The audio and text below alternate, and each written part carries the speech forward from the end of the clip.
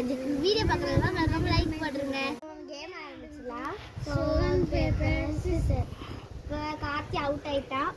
அதனால அந்த pink colour balloon எடுத்து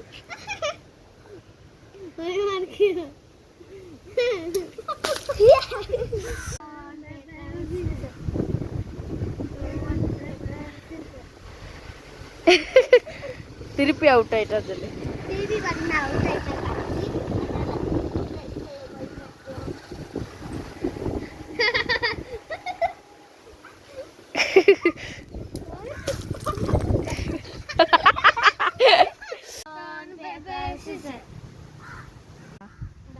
பிடி இந்த பிடிக்க முடியும். கிட்ட வை குத்து